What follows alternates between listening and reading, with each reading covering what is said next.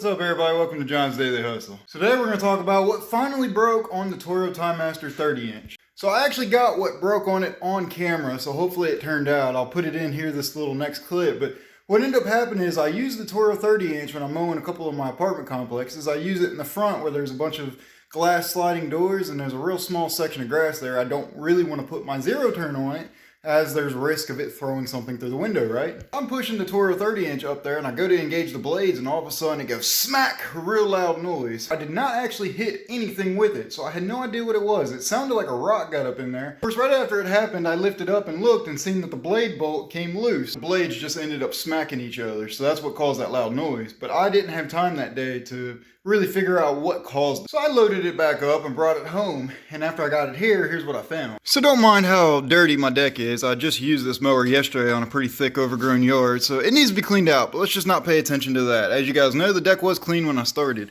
Well, behind the blade, for those of you that don't know, there's that little washer there, and it looks just like this. You guys see it's got these two little nipples on it.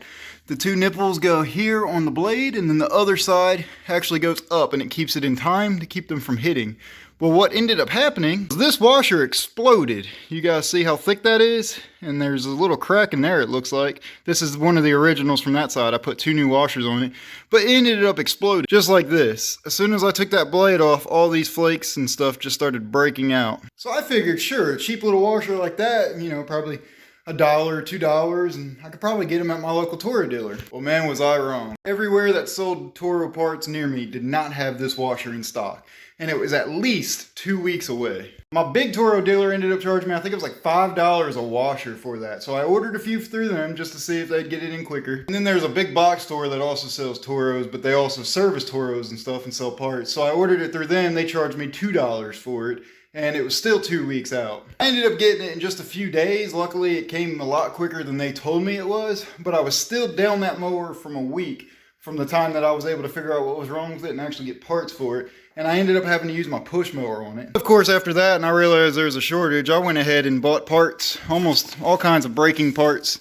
as you guys can see, for the Toro, just so I have them in case anything happens again. I asked a couple of the guys what causes that. One of the guys says it's not common, one of the guys says it's very common. So I asked the guy that said it's very common, what causes it? He said improper use or you put it on too tight. The owner's manual to see what torque spec to put that in. As you guys know, I use my torque wrench when I'm putting the blades on, and it's 60 foot-pounds per square inch, or however you say it, which is the same as my X mark, surprisingly. It's the exact same torque rating for the blade. But it also says in the owner's manual, impossible to over tighten by hand. If I was putting it on with an impactor, sure, I over tightened it, but I put it on using a torque wrench to the torque spec, so how did I put it on too tight? But that's not the only thing that messed up on it. Now this next part is a little bit of operator error. This next break on it, or I guess the next mistake I made on it, was kind of operator error. This one was my fault as to why it messed up. I haven't showed you guys a trailer setup yet of what I run, but I do put it on the front of the trailer and it's bungeed to the side of it. Well, unfortunately my bungee broke, and when I was driving, before I could get to a stop, it was sliding back and forth on both sides of the trailer, smacking against the back plastic here and the front wheels. Now I don't know if you guys can tell here, but one of these is slightly messed up. Yeah, you can't really tell it in the video. But I ended up bending this part right here, so it looks like I'll be able to just bend it back straight. But now what happens, before it's not fixed, what happens is while I'm pushing it, it veers hard to the left. It started small, it wasn't too bad, but it was definitely noticeable on some of the yards I mow where you can't keep it straight. Now it's very, very bad, but I'm gonna blame this on operator error because I didn't exactly have it, you know, strapped down right on my trailer. So we're gonna have to figure something out for my setup on there, but this is gonna have to get bent back out. Again, it was the first major problems I've had with the Toro. One of them was operator error, could have been avoided.